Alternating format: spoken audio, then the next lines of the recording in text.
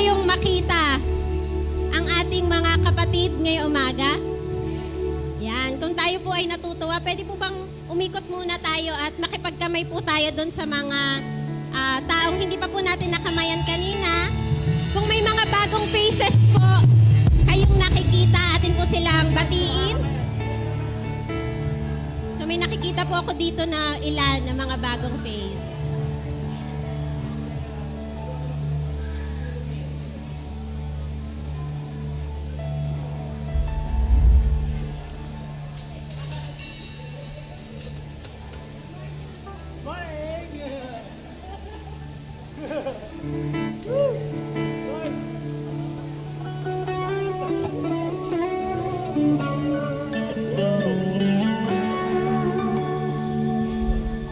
Sige po, atin pong simulan ang ating pagsamba sa ating Panginoon sa pamamagitan po ng isang panalangin.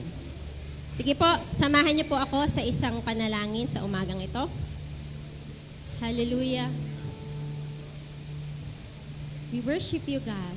Tunay nga po, O Diyos, na Ikaw ay karapat-dapat ng lahat ng papuri at pagsamba ng iyong mga anak. Tunay nga po, O Diyos, na Ikaw ay mabuti at Ikaw ay tapat sa bawat buhay ng taong naririto. Salamat, O Diyos, dahil Ikaw po ang dahilan kung bakit kami nakakatayo rito. Kaya po kami ay may hininga. Kaya po kami ay nakakapaglingkod sa iyo. Maraming salamat, O Diyos, for the strength, God. Salamat po, Panginoon, sa patuloy na pagsama sa amin. At talagang alam namin, O Diyos, na hindi mo kami pinapabayaan at iniiwan. Sa umagang ito po, O Diyos, kung may nakikita ka po sa amin na karumihan sa umagang ito, na siyang pwedeng maging hadlang para sa paglapit ng bawat isa ng malaya sa iyo. O Diyos, patuloy nga po na Ikaw ang maglinis ng aming puso, ng aming isipan. At patuloy, O Diyos, na dalangin ko na talagang ang aming mga buhay ay maging mabangong samyo, O God, na sacrifice para sa iyo. And as we worship you this morning, dalangin ko po, O God, na talagang ang bawat isa sa amin ay ma-remind nung pong kabutihan mo sa buhay ng bawat isa. As we worship you, God, patuloy nga po na dalangin ko na maranasan ka ng bawat isa sa amin. Yung love mo, yung joy mo, ang talagang mag-umapaw sa puso ng bawat isa. Unite us, so Lord, as we worship you. At i-ready mo po ang aming mga puso as we hear your word this morning. Patuloy nga, O Diyos, na dalangin ko na hindi lamang po maiwan sa mga isipan yung mga mapapag-aralan ngayon, kundi tunay nga na maisabuhay ng bawat isa. And I pray, Lord, na talagang ang buong umagang ito ay makapag-glorify, Lord, ng iyong pangalan. Every heart, O God, and every mouth ay talagang magsasabi lamang, O Diyos, ng papuri at pagsamba sa iyo. We thank you and patuloy nga po, O Diyos, na itinataas namin ang iyong pangalan sa bahay-sambahang ito. We thank you in Jesus' name. Amen.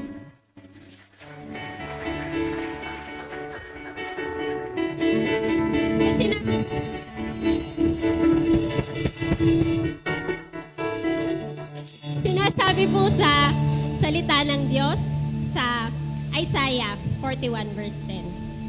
So do not fear, for I am with you. Do not be dismayed, for I am your God. I will strengthen you and help you. I will uphold you with my righteous hand. Sino po dito ang naniniwala na kasama natin ang Diyos? Amen. Sino pong naniniwala na nasa inyo ang Diyos? Amen. Kung tayo po ay talagang naniniwala na ang Diyos ay nasa atin, patuloy natin siyang papurihan at sambahin sa umagang ito.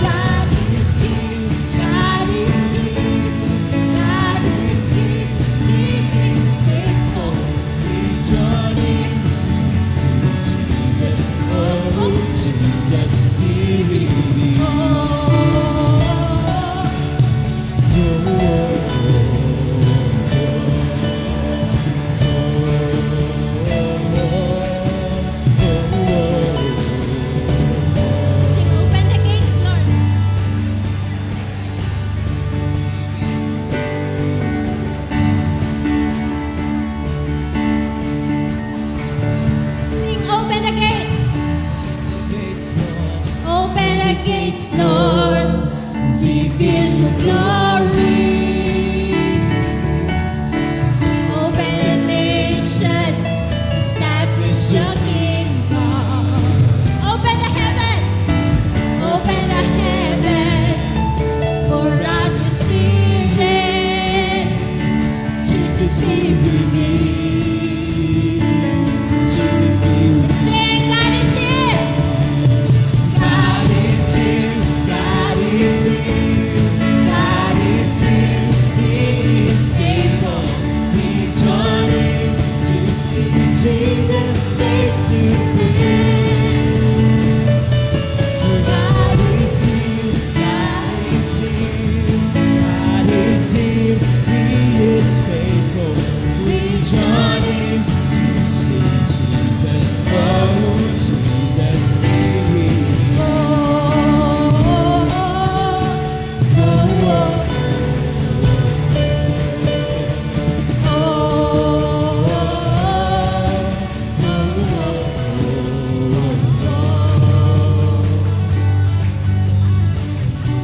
Patuloy natin itaas ang ngalan ng ating Panginoon sa oras na ito. Let's sing holy. Holy, we cry holy. Hallelujah, God is here. Let's sing holy. Holy, we cry holy. Hallelujah, God is here. Let's sing holy. Holy, we cry holy.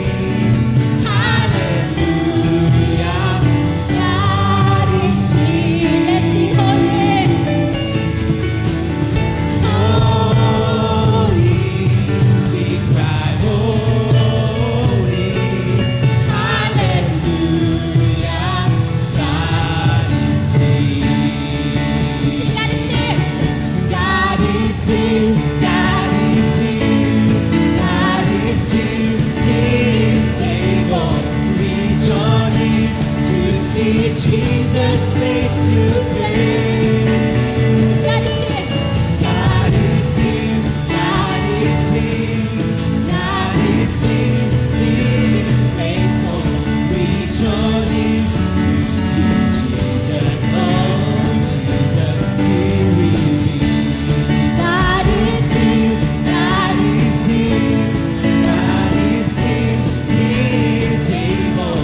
We join in to see Jesus face to face. God is here. God is here. God is here. He is faithful. We join in to see Jesus. Oh, Jesus, be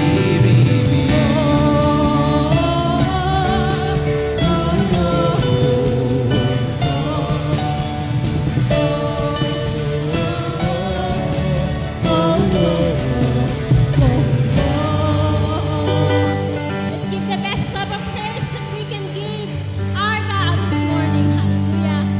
Hallelujah.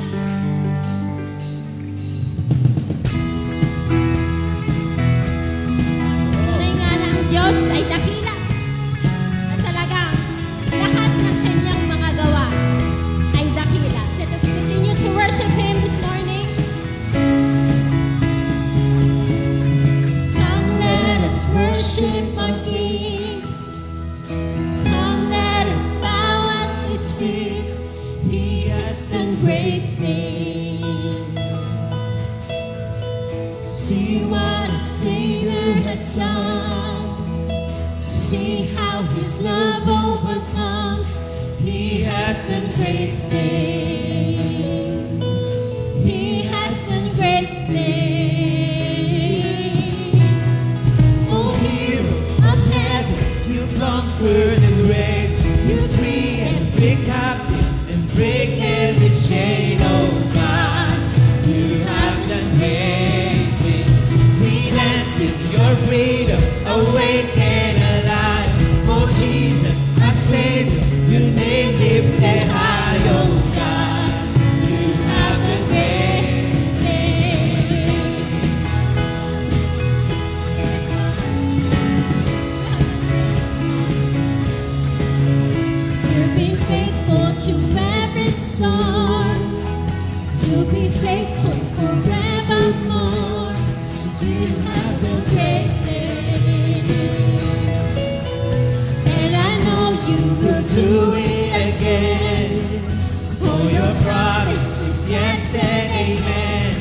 you will do great things. Yes, Lord. Oh God, you do great things. Oh hero of heaven, you conquer the grave. You free every captive and break every chain. Oh God, you have done great Dance in your things. freedom. We dance in your freedom, awake and alive. Oh Jesus, our Savior, your name lifted high. Oh God, you have done great things. Thank you, God. Thank you, God. You're doing great things for us. Sing hallelujah. Hallelujah, God, above it all. Hallelujah, God, unshakable. Hallelujah, you have done great things. Sing hallelujah. Hallelujah, God, above it all. Hallelujah, God, unshakable. Hallelujah, you have done great things. You've done great things. Yes, Sing hallelujah. hallelujah. Hallelujah, God, above it all. Hallelujah, God, unshakable. Hallelujah, you have done great things.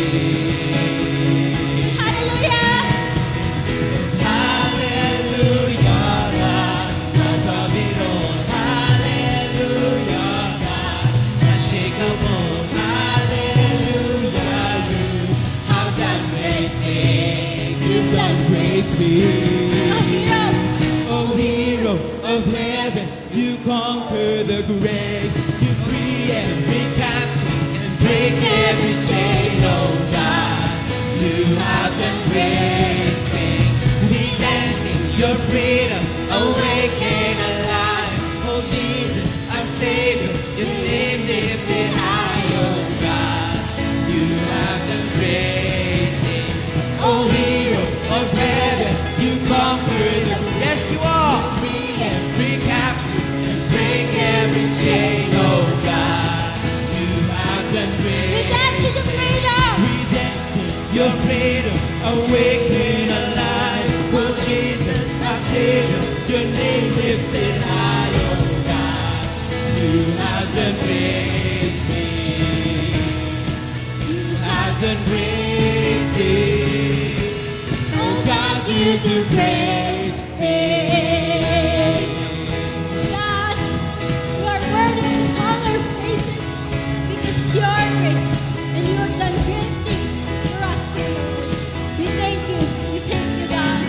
We glorify your name, Jesus. Thank you, Jesus. Yes, Lord, Thank you, Jesus. you do great things. Continue to worship you, God.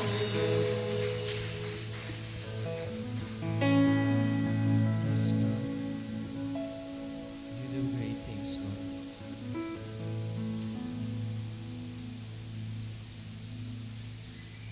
Let's continue to worship our King.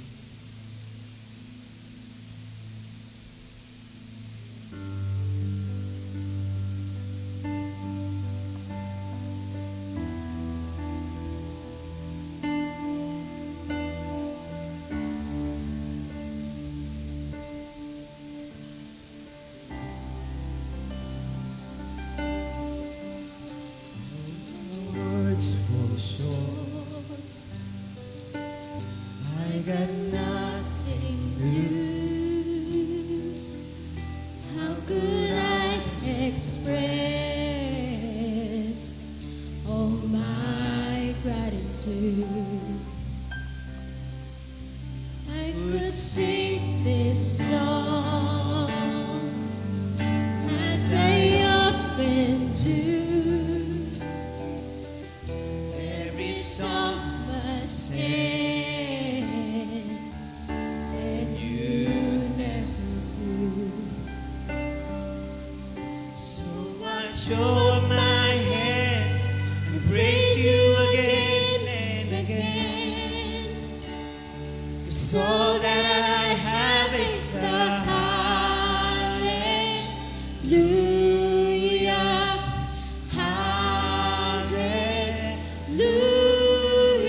And I know it's not much, but I've nothing else fit for a king, except for a heart singing hallelujah,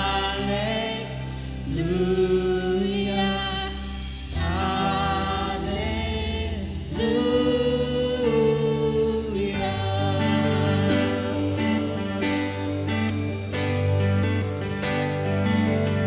I've got one response. I've got one response. I've got just one more.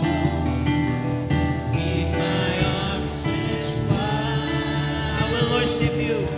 I will worship you.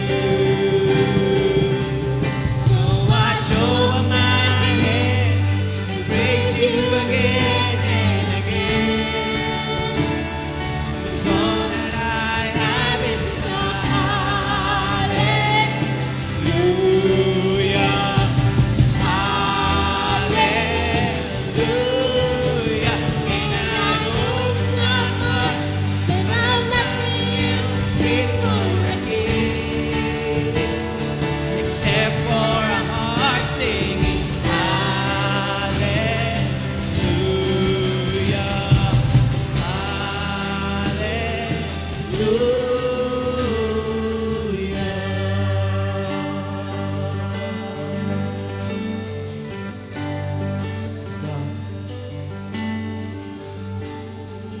come on, my soul, oh, don't you get shy of me, lift up your song.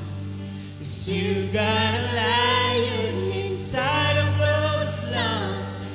Get up and praise the Lord. Come on, my soul. So Come on, my soul. But don't you get shy of me. Lift up your song.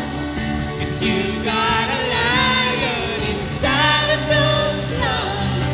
Get up and praise the Lord. Come on, my soul. Oh, come on, my soul. But don't you get shy of me. Lift up your song. 'Cause you got a lion inside of those lungs. Get up and praise the Lord. Come on, my soul. Oh, come on, my soul. Oh, don't you get shy of me. Lift up your song. 'Cause you got a lion inside of those lungs. Get up and praise the Lord. So I join my hands and praise you again and again. 'Cause all that I have is a hallelujah,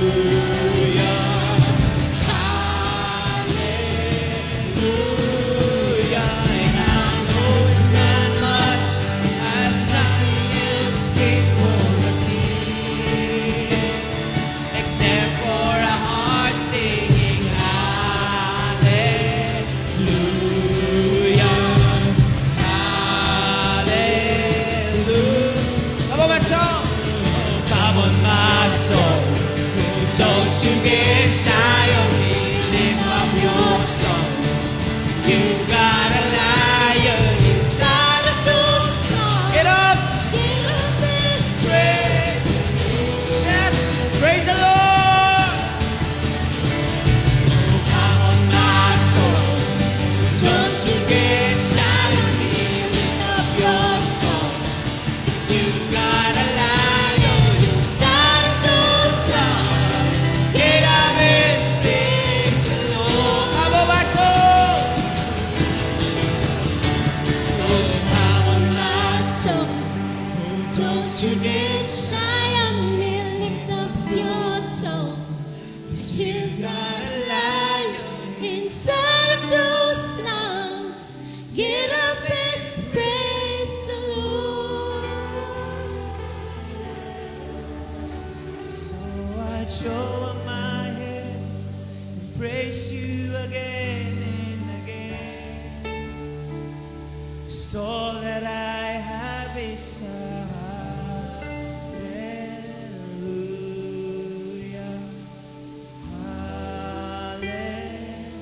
hallelujah. And I know it's not much, I'm nothing else fit for a king, except for a heart singing hallelujah. Once again. So I show my hands, praise you again and again. 'Cause all that I have is a hallelujah, hallelujah. And I know it's not much, I'm nothing else fit for a king, except for a heart singing hallelujah,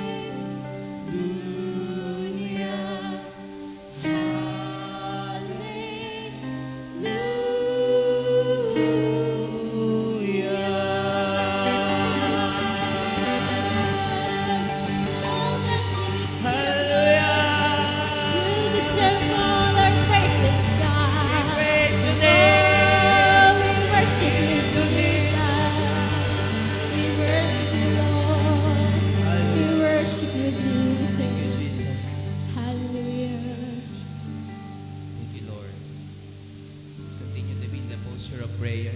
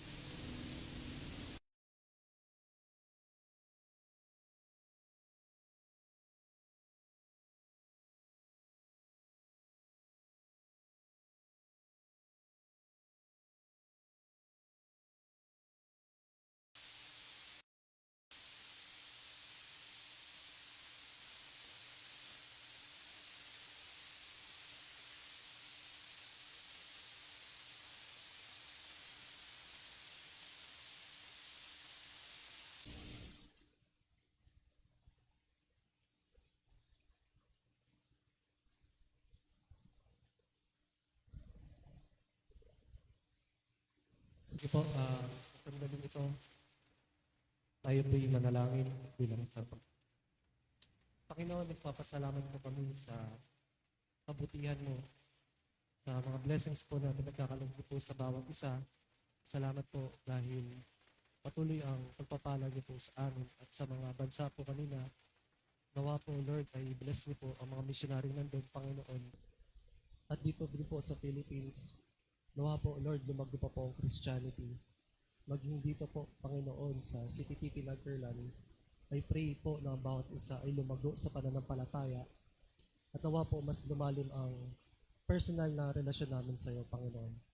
At sa akin po nang magbabahagi ng inyong salita, kayo po, Lord, ang kumilos. Kayo po ang manguna at hindi po ako, Panginoon.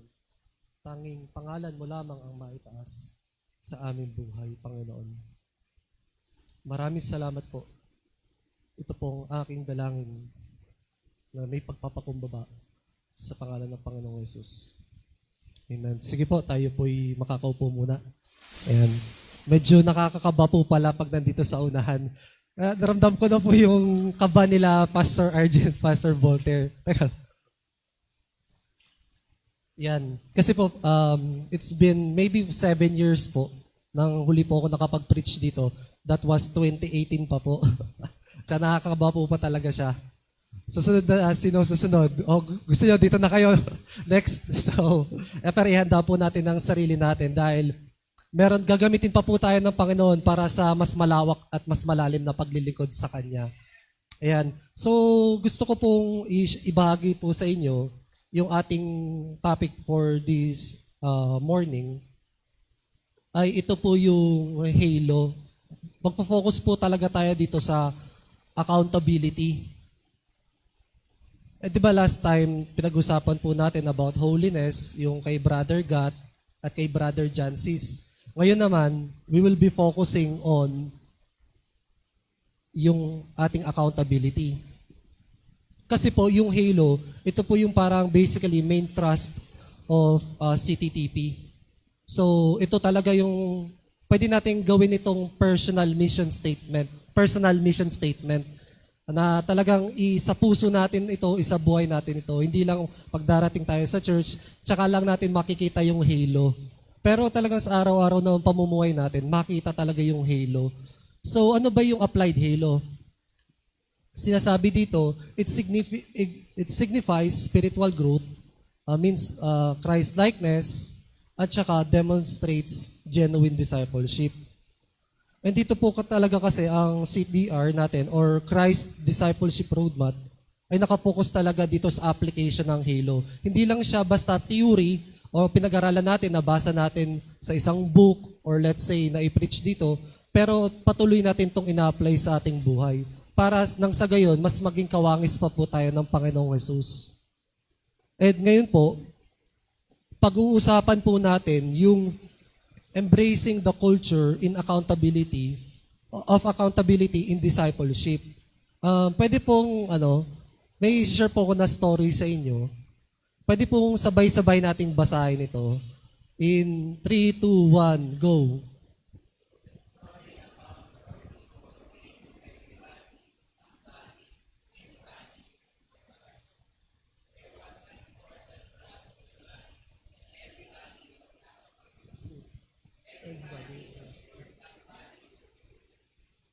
Everybody could have done it, but nobody did. Somebody got angry about that because it was everybody's job. Everybody thought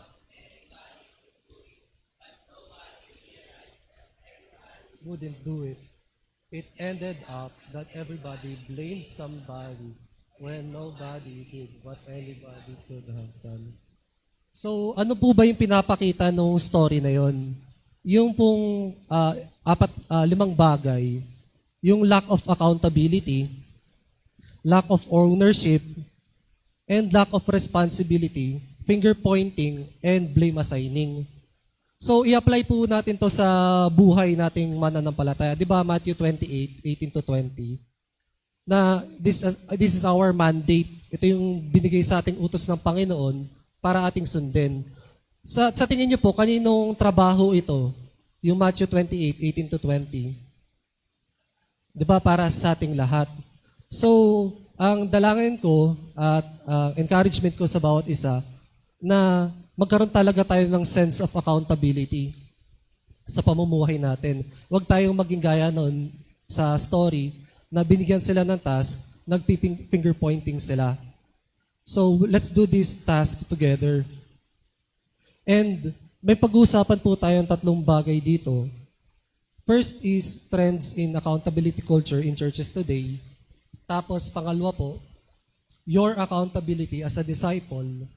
At ang pangatlo po naman, the 5 C's for for growth in discipleship accountability. Disclaimer lang po, mas magfo-focus tayo dun sa last 2 part.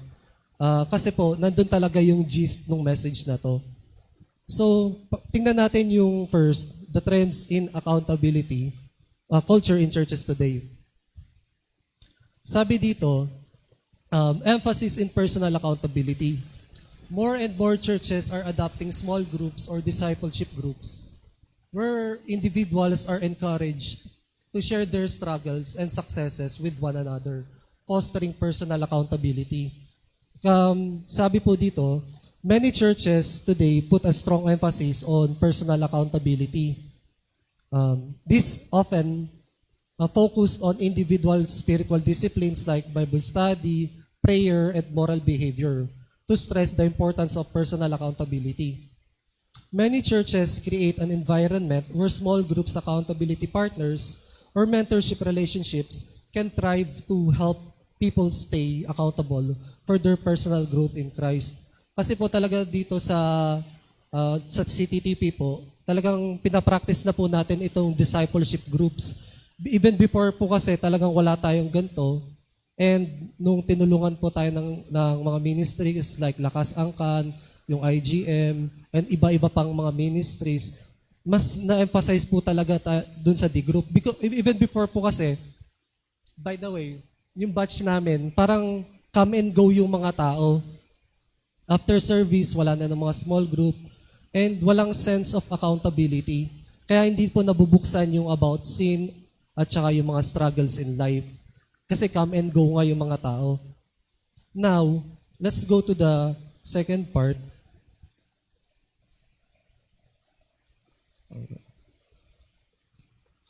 Yung varying levels of transparency and vulnerability. Some churches are beginning to tackle this issue by promoting safe spaces for people to be open and honest in their accountability relationships. Though this is still a developing cultural shift in many places. So dito nga kasi 'di ba nagkaroon na po tayo ng D-group sa church, mas napapractice po na natin yung accountability group. Ngayon nagkakaroon na tayo ng safe spaces or safe place na matatawag where you can share your struggles, your personal growth in Christ, and even your victories over sin, and you can also share your blessings, 'di ba? Yung hindi lang naman puro kalungkutan na sinishare mo. Ayun, minsan nagkakaroon tayo ng parang sa isang group, nagkakainan tayo, nagsasayahan tayo. So it is a safe place. Tapos po, itong pangatlo po, isang struggle is lack of systematic or institutionalized accountability. Some denominations and churches have responded by introducing systems of checks and balances, such as accountability boards or third-party audits, but these are not universally in place.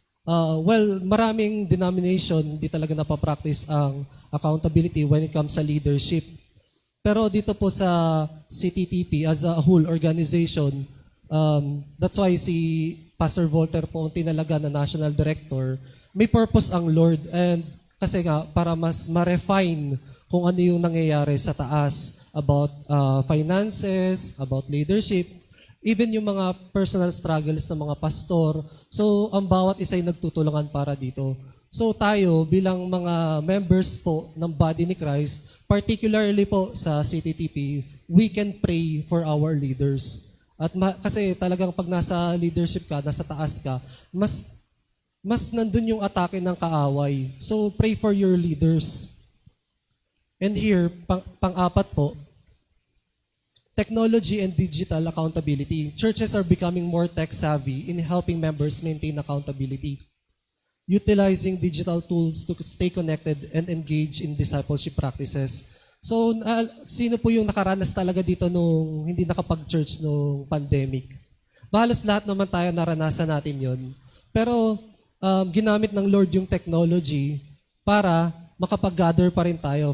Hindi man tayo makapag-gather ng face-to-face, but at least online nakakapag-gather po tayo. And even social media, nagagamit natin yon. Pero po, little disclaimer lang din po, and siguro warning na rin, ingat lang po tayo sa paggamit ng social media. Kasi nga, di ba, yung sinasabi po ni Pastor Voltaire and Pastor RJ, hindi lahat na nakikita mo sa social media ay totoo yon. There are fake news na kumakalat. Lalo na po ngayon, magkakaroon po ng eleksyon ngayong Mayo. So pray na talagang magagamit natin itong mga technology nito instead na makipag-away tayo sa social media. Dahil sa boto natin, yung itong political party na to, we share the gospel, di ba? So use technology wise. And here, pang-5 po, accountability remains a challenge. This issue often arises in large congregations where a sense of anonymity can lead to less personal responsibility and connection, making accountability more difficult. So, kasi maraming mga mega churches right now, talagang hindi naman napapractice yung washing each other's feet. Hindi talaga nagkakaroon ng accountability at wala talagang safe space kasi sobrang laki. Kaya yung desire talaga nila, Pastor RJ, Pastor Voltaire, at least 300 tayo dito. So, check talaga natin ng bawat isa. Though yung ibang church na sikat, like CCF, VCF, meron naman silang mga D groups and cell groups. So, but still, tayo dito sa context natin, mas better yung community. And dahil mas na-check natin ang bawat isa, at kilala natin yung bawat isa.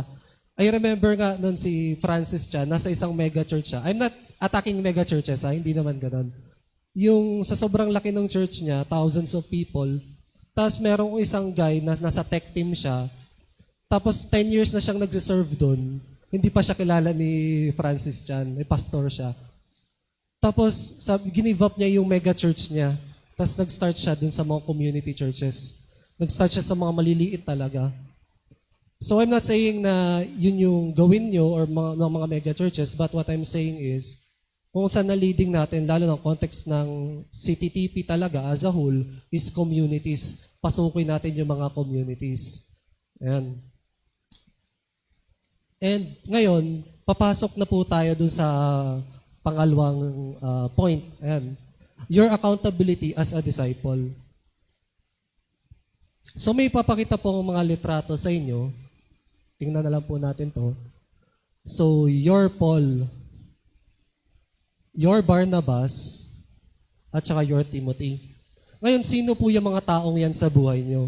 Sabi ni Howard Hendricks, a professor at Dallas Theological Seminary, every man should have 3 individuals in his life.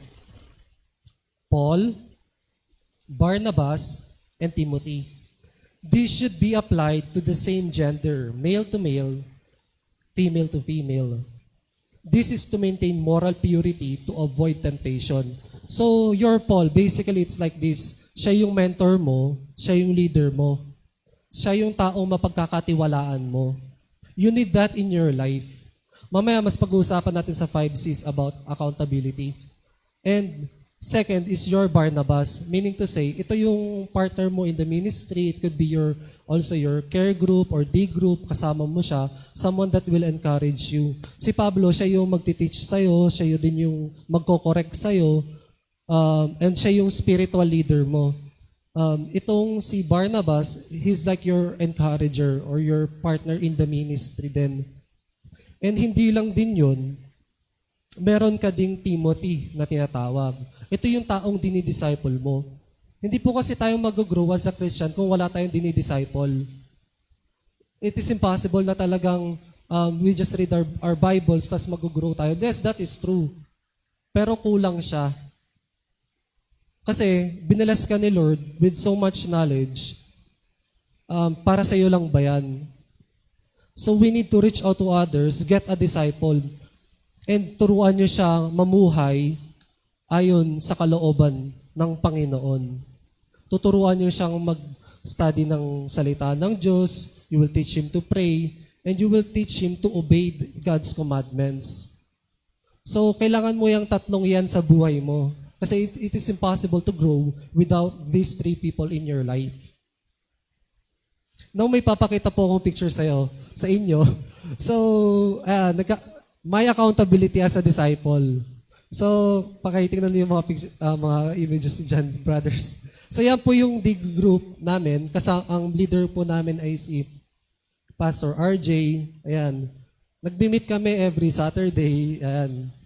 Tapos, at times naman, ayan, nagbi-meet kami via online. Kaya di ba sabi ko kanina, we can use technology sa ating accountability. We gather together kahit online. Though I prefer na mas gusto ko talaga face-to-face. Mas iba kasi yung face-to-face na nakikipag-usap kayo, di ba? So mas gusto ko face-to-face na the group meetings. Kindly raise your hands. Ayan. May monte. Ayun yung the face-to-face gathering. Anyways. Not only that, I have my accountability in the larger body. So, sino dito nakated nung April 20? I think that was April 20 if I'm not mistaken. So, ayan. So, kindly find yourself there. Hanapin yung sarili nyo. So, we gather together as a whole, di ba? Hindi ka lang merong accountability dun sa iyong D group, sa mentor mo, sa iyong kasama sa D group, and your, let's say, your Timothy, but in a larger body like this, may accountability ka. And I like, kasi there's a beauty in a local church. I've been reading this book by Sinclair Ferguson, devoted to God's church. He said, when you come to Christ, you are at the same time drawn nearer to others who have come to Him. Being a Christian by definition involves belonging to the church. And that in turn means belonging to a particular church. It is not an accident why you're here. Andito ka kasi may kalooban si God para sa'yo. You belong to a particular church. Tinawag ka ng Diyos sa CTTP Nagcarlan. And believing also involves belonging. And I'd like to share this with you. Sabi dito, Acts 9:19, for some days, he was with the disciples at Damascus. Ito po yung isa sa mga Bible study namin with Pastor RJ, where he expound the meaning of this verse. Ang ganda, di ba? For some days, si Pablo he was with the disciples at Damascus. Noong time po kasi na yun, bagong believer siya, parang ganito, pinagsiksikan niya kagad yung sarili niya sa body ni Christ. Sumama kaagad siya. And dito kasi, when you choose God as your God, you also choose His people. Pag pinili mo si God, pinili mo rin ang mga anak niya. It is impossible that when you choose God, then you will just live alone. Hindi naman tayo ascetics na talagang nandun lang tayo sa bundok nagpe-pray. No, we are gathered together. There's a beauty in community. And here, when you follow Christ, you're not just forming a personal relationship with Him. You're also becoming part of community of other believers. Being a Christian isn't meant to be a solo journey. It naturally connects you to the church and to a small group. I just emphasize that. Which is a family of fellow Christians. So to believe in Christ is also to belong. Pakisabi nga po sa katabi nyo, I belong here. To God and to His people. Faith isn't just personal, it's also communal. Later, magkakaroon tayo ng communion. Do you know the beauty of communion? During the Old Testament, New Testament times, yung sa early church, they gather together, they commune with the Lord. And kasama-sama tayo magko-communion. There's so much beauty in that. There is a spiritual sense. Hindi lang tayo kakain at iinom nito, but you really experience the love of Christ. At saka ma-experience nyo yung spirito ng bawat isang naandito. Having been redeemed by Christ and placed within a local church and small group, we now carry the responsibility of being accountable to them.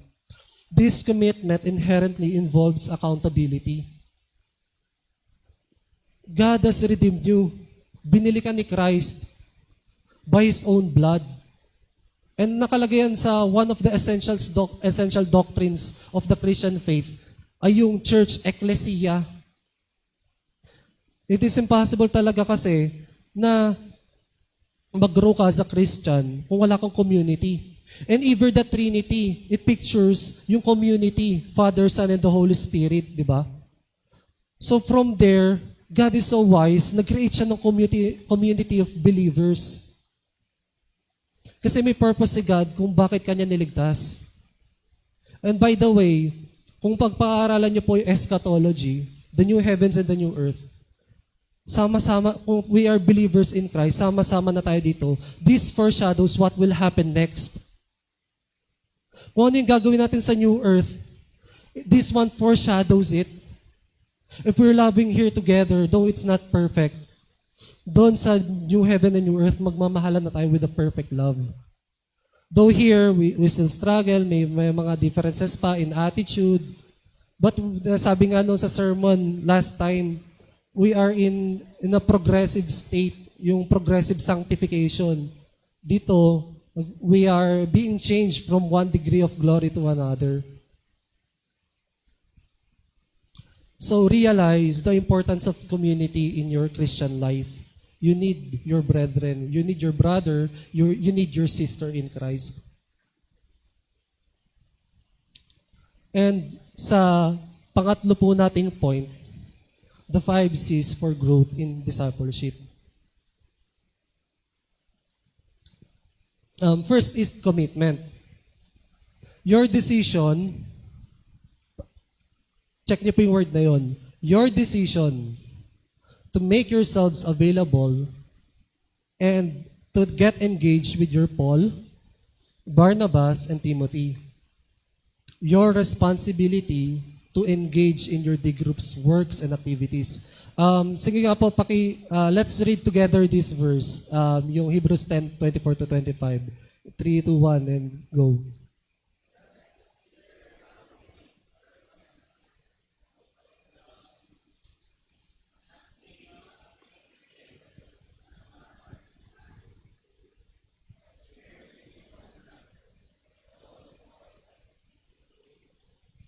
Ayan po, kasi po, little background of this verse. Yung Book of Hebrews kasi, sinasabi ng mga theologians, si Apostle Paul daw yung nagsulat. Yung iba naman po, sinasabi si Apollos. Pero marami nagsasabi daw, the Holy Spirit. Ang Holy Spirit daw talaga nagsulat nito. But syempre, ginamit sila yung ibang mga authors of the Bible. Pero pinapakita dito na it is a command, by the way, that we gather together, whisper one another toward love and good deeds. This is your task as a Christian. Meron tinatawag tayong divine obligation. What God has bestowed upon us or commanded us, we should follow. Kailangan nating sundin ito kasi ito ay divine command. Mamaya malalaman natin ano yung ibig sabihin ng God breathed sa scriptures. When God breathed out the scriptures or God inspired. And sa CTTP, talagang goal natin to gather together in a weekly basis or let's say sa ating mga D groups and mag-focus tayo sa D groups works and activities. Nagkakaroon tayo ng mass evangelism, nagkakaroon tayo ng prayer walk. So attend. Kasi mahalaga po ito for your growth. And isama mo yung Pablo mo, let's say, syempre, leader mo, siya yung mangunguna. And yung Barnabas mo, your Timothy, isama mo sa pag-evangelize. Kahit nakatayo lang siya dyan, he will learn something. Di ba? May matututunan siya. And here, 1 Thessalonians 5:11, therefore, encourage one another and build one another up just as you are doing. Therefore, yung ibig sabihin niyan, that's conjunction. May pinanggalingan siyang verses before. Then, si Pablo, ito yung conclusion niya. Encourage one another and build one another up just as you are doing. Sabi doon, yung build one another, ang ibig sabihin po niyan sa Griego is oikodomeo. It is an active verb.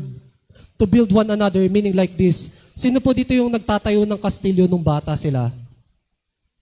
Yung kastilyong buhangin. Or let's say, sino dito yung may love talaga sa pag-aalwage ng bahay or building a house? Yun po yung literal picture na sinasabi ni Pablo dito. Pero in a metaphorical sense, in a spiritual sense din, sinasabi ni Pablo, build one another up, edify one another, correct each other, love one another, i-build mo yung spiritual life niya. Yun po yung ibig sabihin ni Pablo dito. And ang form niya, nasa active verb, ibig sabihin, palagi mo siyang ginagawa. At the same time, kung napag-aralan niyo po sa English ng mga nasa schools kayo, yung tinatawag na present imperative. Ang ibig sabihin po niyan, yung hindi natatapos. Continuous. Tuloy-tuloy. So it's not something like, okay, I will just build you up this Sunday. Tomorrow, ay, bahala ka na sa buhay mo. It's not something like that. Di ba sabi sa Hebrews kanina? By the way, ginagawa nila yun on a daily basis. Now, may profound truth po dito na naituro sa amin si Pastor RJ. Kasi sa commitment natin, we will ask, are we involved or are we engaged? Do we involve ourselves or engage ourselves? In our commitment sa D group natin, are you just there nonchalant, wala kang ginagawa, something like you would shy away from these people? Or let's say you're demure. Pero, ano yung connotation nito? Involve means to include someone or something in an activity or situation. What's the connotation? It suggests that someone is a part of something, but not necessarily actively participating or being deeply connected. You're just there, but you're not deeply connected. And what is that? Ano yun sa inyo? And kailangan talagang may isipan ng banal na spirito, di ba? Engage. To participate or interact in a way that shows focus, that's one, attention, or effort. May effort ka. And here, what the connotation, it's more active and suggests a deeper level of participation or involvement. When you engage, you're actively contributing or fully invested. Yung nandun talaga yung focus mo. Pag nagdi-group kayo, kailan kaya ako mapapansin ni Crush? Hindi naman nandun talaga yung focus mo. Anong kayang tatrabahuin ko mamaya? Marami akong trabaho. So parang hati yung isip mo, and you're not fully invested. Pag nagdi-group tayo, ano yung nasa isip natin? Ano yung nasa puso natin, di ba? Palingon-lingon ba tayo? Something like that. Diba? Hindi naman tayo ganun. Our focus is there. And we are fully invested. Andun talaga yung heart natin. Nandun talaga tayo, literally. Ang hirap kasi na nandun ka nga, pero parang you're not really actively participating with the group. At sa tingin nyo ba, balik tayo konti, sa tingin nyo ba, yung isang taong nagbibuild ng house, tapos parang wala siya, sino yung mga kabataan dito? Shout out sa mga kabataan.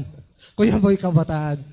Di ba pag may group project kayo, tapos merong kasama kayo sa group, let's say you're 3 to 5 members. Nakasulat siya doon sa papel na kasama niyo sa group.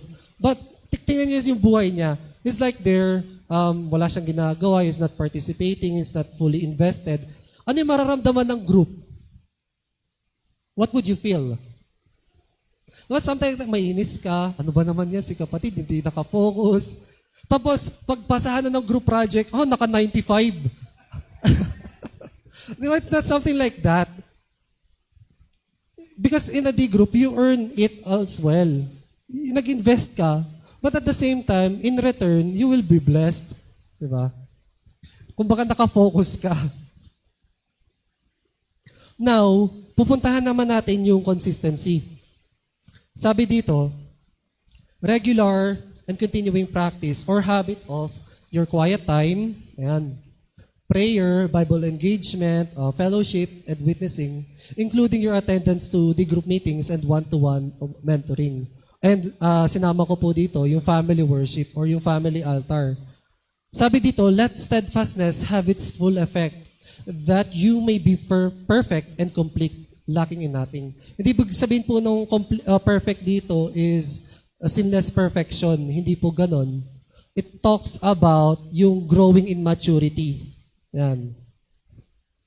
Let's start do sa consistent and yung sa ating consistency sa Bible reading natin. Consistent and ongoing discipline or habit of maintaining your quiet time and prayer. Joshua 1:8, this book of the law shall not depart from your mouth, but you shall meditate on it day and night, so that you may be careful to do according to all that is written in it. For then you will make your way prosperous, and then you will have a good success.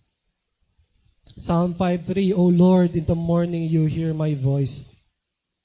In the morning I prepare a sacrifice for you and watch. Mark 1:35, this is Jesus, the best example in the scriptures, and rising very early in the morning, while it was still dark, he departed and went out to a desolate place, and there he prayed. May quiet time si Jesus. How is your quiet time?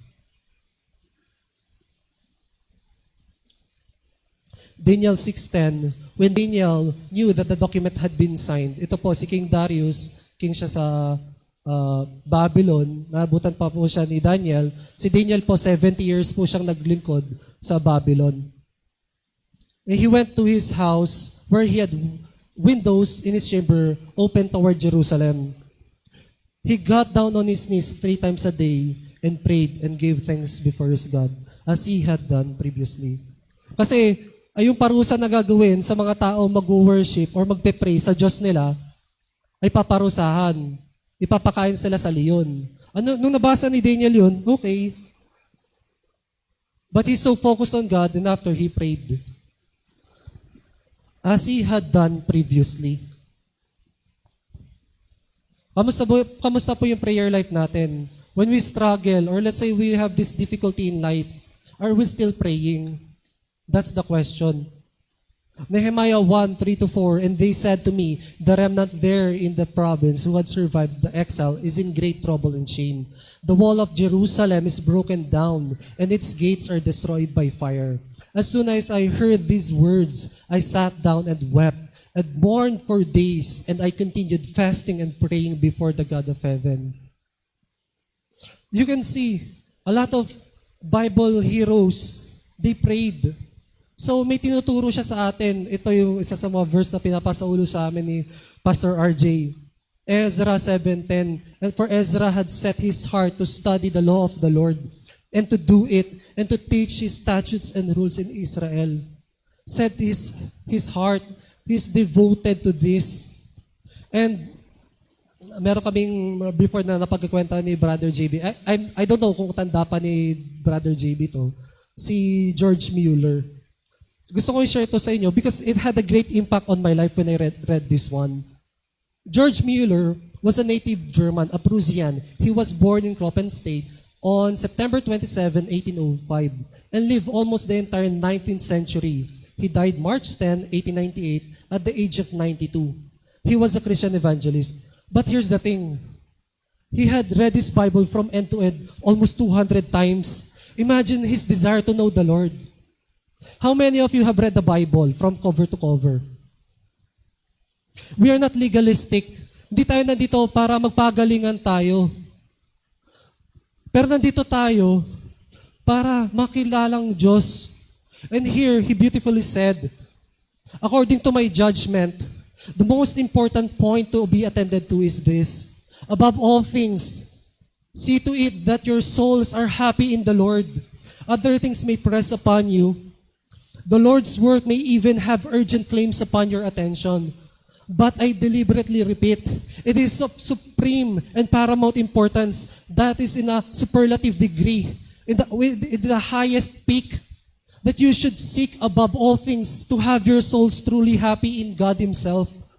Day by day, seek to make this the most important business of your life, end quote. Is this the sole purpose of your life? Ito ba yung hangarin mo? Is this your desire?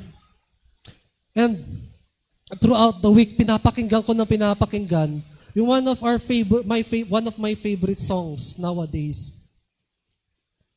Ang ganda nito, sa Tagalog na lang. O Diyos, ang makilala ka ng lubusan ay aking hangarin. Lagi kong dalangin. Look at that word. Lagi kong dalangin. Ang puso mo't kalooban, sana'y malaman at maunawaan. Yan ang nais ko sa buhay, ang makilala kang tunay. Is this the greatest goal of your life?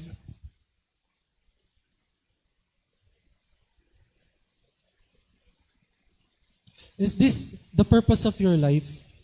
To know Him, to become like Him, to do what He did, and to make Him known. I remember sa song na yan, yung gaya ni David in Psalm 27 verse 4, he said, "One thing I ask from the Lord, this only do I seek, that I may dwell in the house of the Lord all the days of my life, to gaze on the beauty of the Lord and to seek Him in His temple." Psalm 34 verse 8, "O taste and see that the Lord is good. Blessed is the man who takes refuge in Him." Psalm 16:11, "You make known to me the path of life. In your presence there is fullness of joy. At your right hand are pleasures forevermore." Is this the goal of your life? Now I plead with you. Pwede kayo maging busy sa lahat ng ministries. But how is your prayer life? And may declaration si Paul of the surpassing worth of knowing Jesus. Philippians 3:7-9, he said, "But whatever gain I had, I counted as loss for the sake of Christ. Indeed, I count everything as loss because of the surpassing worth of knowing Christ Jesus my Lord. For His sake, I have suffered the loss of all things and count them as rubbish, in order that I may gain Christ and be found in Him, not having a righteousness of my own that comes from the law, but that which comes through faith in Christ, the righteousness from God that depends on faith." Surpassing worth of knowing Jesus my Lord. You could trade all the things of this world. Ilagay nyo parang sa isang scale. Lahat ng talino ng tao, lahat ng beauty ng mundong ito, the whole universe, andito siya sa kaliwa mo. And knowing Jesus, andito siya sa kanan mo. And Jesus outweighs them all. Knowing Jesus is an end in itself, not a means to an end. Meaning to say, there's no greater thing than to know Jesus. Why? Kasi knowing Jesus leads you to worship Jesus. It also leads you to love Jesus. It leads you to obedience. Mag-o-obey ka ba sa taong hindi mo kakilala? What is that to you? What is obedience to you? What is accountability to you? Run to Jesus. Lumapit ka kay Jesus. And here in our practical application, spend time with God in prayer. Read His Word. Study it deeply. Reflect on it thoroughly. Savor it and relish it. Bask in His presence. I-enjoy mo talaga yung presence ng Lord. When you read your Bible, enjoy na kumakain ka ng salita ng Diyos. And you do not do it legalistically. Hindi ka parang, okay, dahil gusto ko lang magkaroon ng kaalaman sa theology. Gusto ko lang matutunan to so that may preach ako, may share ako, something like that. Well, that is good. But in a deeper sense, does it change your heart? Does it really change your heart? When you desire the Lord, lahat na lang ng bagay ng mundong ito, lahat ng yan shadows na lang. Because you know your top priority. And here, consistent and ongoing discipline or habit of engaging in discipleship group meetings, one-to-one, and mentoring. Proverbs 27:17, it says, "Iron sharpens iron, and one man sharpens another." Acts 2:42, "And they devoted themselves to the apostles' teaching, and the fellowship, to the breaking of the bread, and to prayers." By the way, they're doing it on a daily basis. Ginagawa nila to araw-araw. They are having communion, the Lord's Supper every day. Colossians 3:16, "Let the word of Christ dwell in you richly, teaching and admonishing one another in all wisdom. Luke 6:40, this is a beautiful verse. Sabi dito, a disciple is not above his teacher, but everyone, when he is fully trained, will be like his teacher. When you are fully trained, you will become more like Christ. Christ-likeness ang focus ng discipleship. That's why important po yung sinabi ni Jancis noong saang linggo about the grace of God teaches us to say no to ungodliness and it trains us to live a righteous life. Training. When he's fully trained, will be like his teacher. Gusto niyo bang mas magkaroon ng kawangis ng Panginoon in character and obedience? By the way, yung obedience nyo, it may not be perfect in this world. Pero yung sinasabi nga, in-emphasize ng ating mga pastor, may progress. At maging masaya tayo dahil may progress, di ba? Here, consistent and ongoing discipline or habit of engaging in family worship or family altar. Let's read this verse, Deuteronomy 6:6-7, 1, 2, 3, go.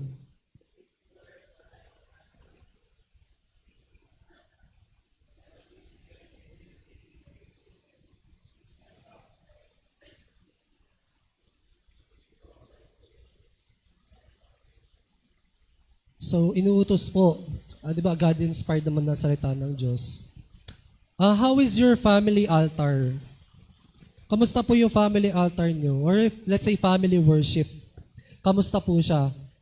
Do you pray together as a family? Let's say, mga kabataan, do you pray together as a family? Minsan kasi kapag kabataan tayo, let's say, nung kabataan ko, natatakot ako mag-share sa mga magulang ko, sa mga kapatid ko. But later on, I realized, wait a minute, I have the Holy Spirit in me. I have the power of God in me. When I believed in Christ, binigyan niya ako ng power. Diba, sabi doon, Acts 1:8, you will be my witnesses. So kabataan, huwag kayong matakot mag-share ng gospel sa family nyo. Tay, nay, tara, magmanalangin po tayo. And fathers, kamusta po yung ating family altar? Doon sa kasal ni Brother Eli, pinirich ni Pastor RJ, there's a big role sa mga husbands na mga tatay.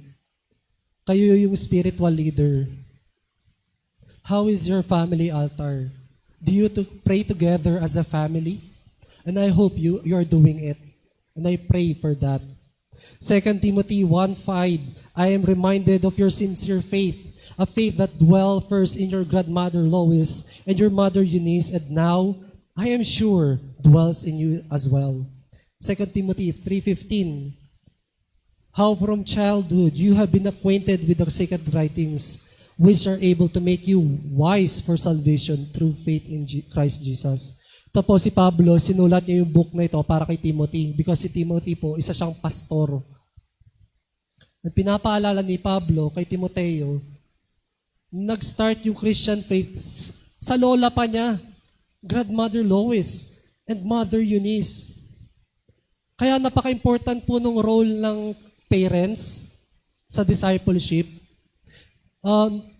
Meron ako nire-reach out na isang guy na wina-one-to-one ko siya.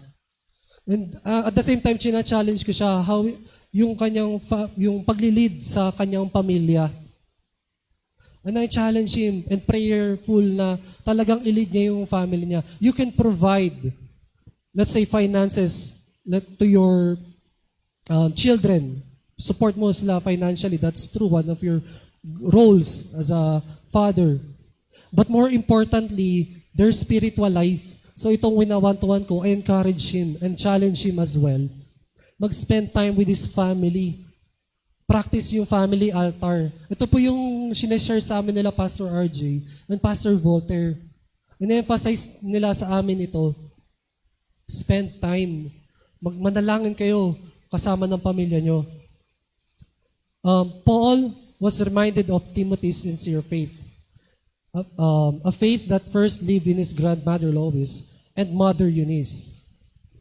They passed this Christian faith on to Timothy, shaping spiritual formation. Christian parents are called to do the same, to intentionally pass on the faith to their children.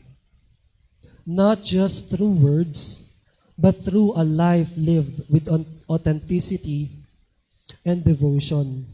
This spiritual legacy doesn't stop there. It continues as their children grow to pass it on to their children, establishing a legacy of faith that continues through generations rooted in Christ. Ang dalangin po natin sa mga anak natin that someday they will become believers. At hindi lang yun, sila ay mamumuhay ng gaya ni Kristo. It will give you joy as a parent. Hindi lang din yun sa families natin. It will give you joy. Now, when you reach out to yung mga unbelievers sa family members nyo, tapos nagkaroon sila ng salvation, wow, ano yun sa inyo yun? Di ba magiging masaya ka, matutuwa ka? And ito nga yung picture of the obedient Christian in action. Witnessing, prayer, fellowship, the word. Pero nasa gitna si Kristo, we are rooted in Christ, being before doing. Now, puntahan po natin itong confession. It is said here, a lifestyle of vulnerability and openness, willing to offer your feet to be washed. Whoever conceals sins does not prosper, but the one who confesses and renounces them finds mercy. Confession, James 5:16. Therefore confess your sins to one another and pray for one another, that you may be healed. The prayer of a righteous person has great power as it is working.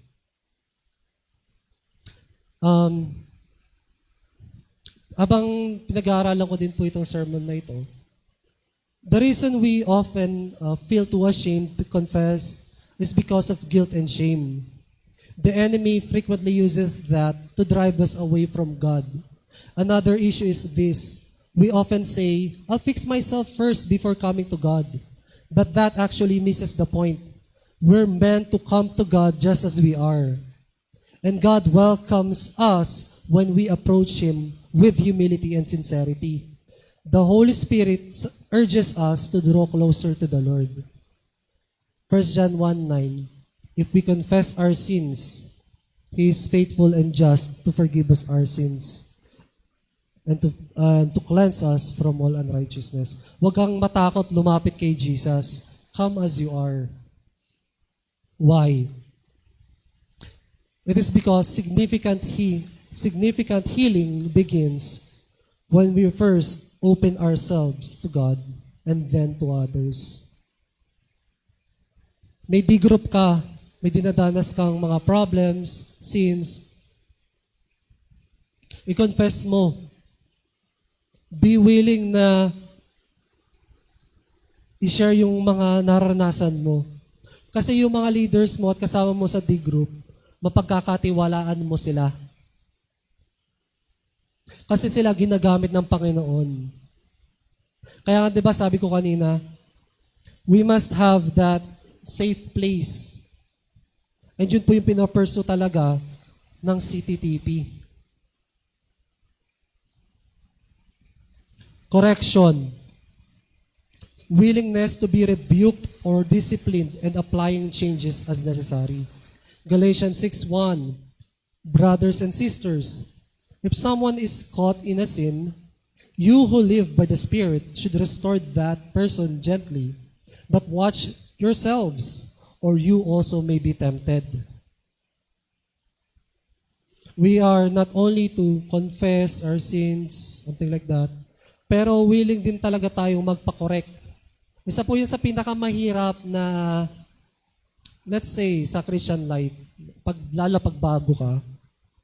Kasi pag kinokorek ka, parang, bakit ako kikorek ni kapatid? Mas better ako sa kanya. Pero, dito, tinuturuan tayo na magpo-correct tayo sa mga leaders natin. Nung una, no, bago akong Kristiyano, ang yabang-yabang ko. Tapos nung dumating na pagko-correct na ako, nagtatampo ko sa leader ko. Tapos, nung syempre, tinuturuan tayo ng Lord, makapagkumbaba, sa huli, nakikita ko, ganun pala yung puso ko. Kasi, madalas, we have this blind spots sa life natin. Hindi natin nakikita kung ano yung mga struggles natin eh. Kala natin magaling tayo. Pero may ibang tao nakakakita. That's why there's a beauty sa isang community at nasa D-group ka, nakikita mo kasi yung kasalanan ng ginagawa ng kapatid mo. Or let's say, kamalian niyang ginagawa. Kita mo yan. Kasi nakikilala mo sila. Nakikilala mo sila kung paano sila magsalita. Kung paano sila mamuhay. And as a leader, your Paul will correct you. At magpa-correct tayo. Kasi talagang biblical naman po ang correction eh. Titus 2:15, declare these things, exhort and rebuke with all authority. Let no one disregard you. 2 Timothy 3:16-17, all scripture is God-breathed. And is useful for teaching, rebuking, correcting, and training in righteousness, so that the servant of God may be thoroughly equipped for every good work. Ginagamit po ang salita ng Diyos to correct. But here's the thing, when we correct someone, do it gently, do it with love. Mahal natin sila, kaya natin sila kino-correct. Scripture serves not only for teaching and training in righteousness, but also for rebuking and correcting. Without biblical rebuke and correction, God's servant cannot be fully equipped for every good work. These elements are inseparable. Hindi yung parang encouragement, teaching, in lang. As a whole, as a Christian, when you read the Bible, package yan. And yung leader mo, he's there to correct you, to train you, and to encourage you. Kaya pag kinokorek tayo ng leader natin, magpa-correct tayo. Kasi nakikita nila yung mga bagay na hindi natin nakikita. Magpakumbaba tayo. And last is contribution. Willingness to share your gifts to the body and to share someone else's burden. Each of you should use whatever gift you have received to serve others as faithful stewards of God's grace in its various forms. Ephesians 4:11-12, and He gave the apostles, the prophets, the evangelists, the shepherds and teachers to equip the saints for the work of ministry, for building up the body of Christ. Remember that word oikodome sa Greek? You're literally building the body of Christ spiritually. At ginagamit mo yung gifts mo para sa service. Ginagamit mo yun para i-bless yung ibang tao. Romans 12:6-8, having gifts that differ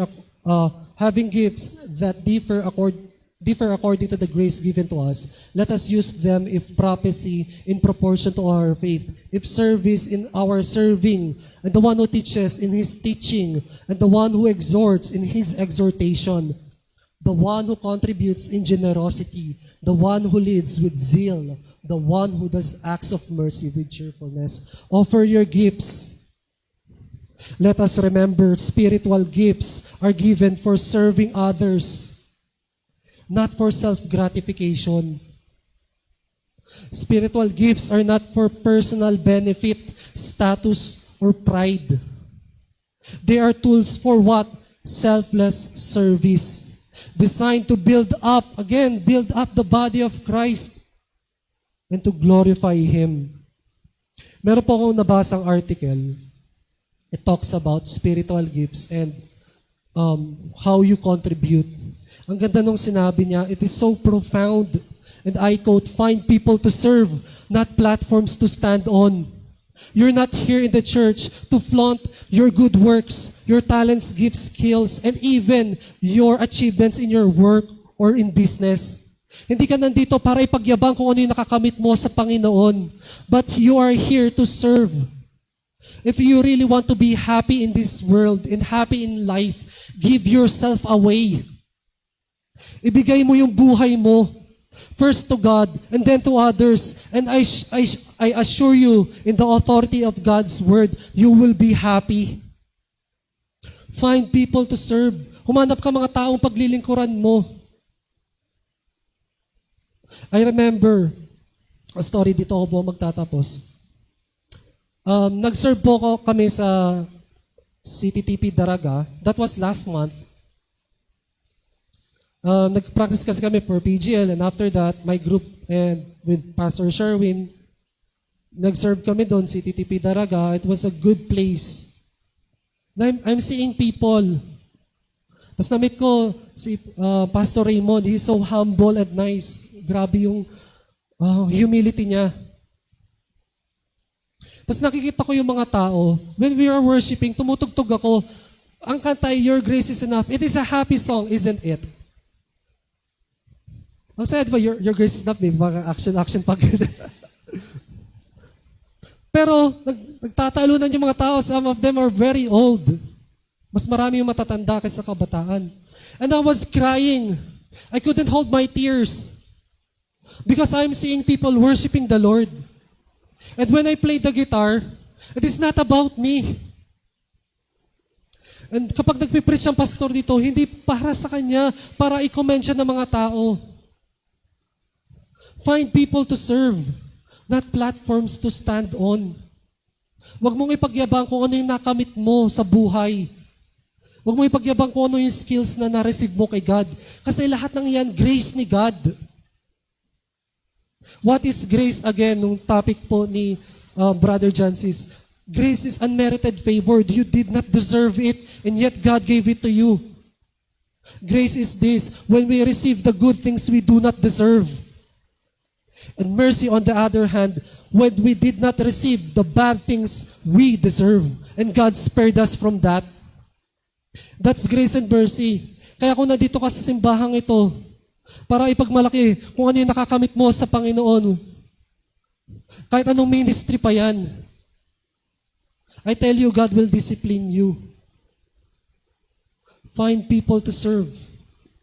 Mahalin mo sila. Anong purpose mo dito ay mahalin mo ang kapwa mo. You know what? Alam niyo yung John 3:16? You know it, right? How about 1 John 3:16? Who knows that verse? Sabi ni Apostle John, and this is how we know what love is. Jesus laid down His life for us, and we ought to lay down our lives for our brothers and sisters. When you receive that grace, Jesus laid down His life for you, and that is a divine thing. And you know what? There is a divine obligation as well. Sabi doon sa verse, you ought to lay down your life. Come church, lay down your life. If you really want to be happy in this world, lay down your life first to Jesus, and then to the person sitting next to you. Ibigay mo yung buhay mo sa kanila. Now I plead with you. Yun yung sinasabi ng mga pastor natin. They're giving their lives away.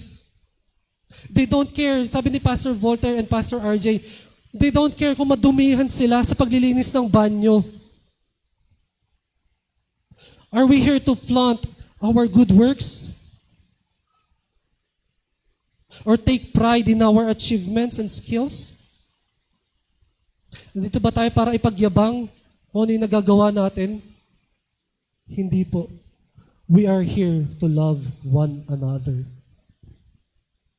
In conclusion, accountability is the mutual responsibility we have toward one another in helping each other grow in Christ.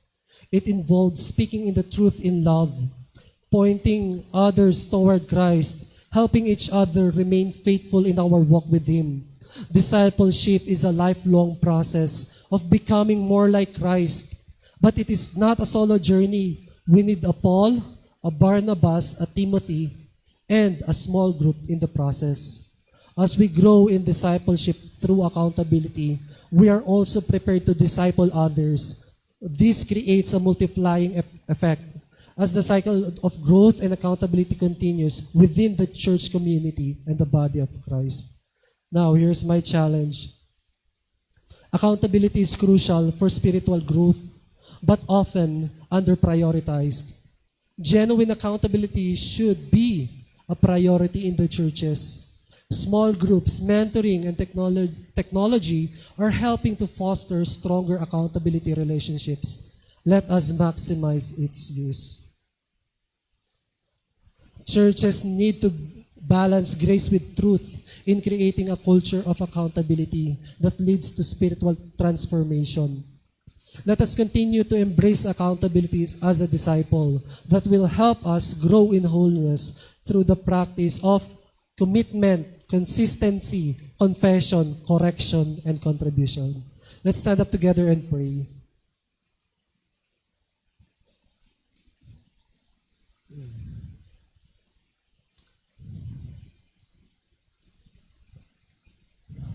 Let's feel the presence of God this morning.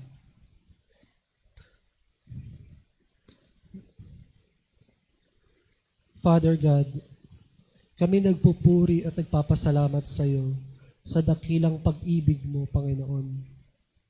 Salamat po sa kabutihan mo. Salamat po sa grace and mercy mo.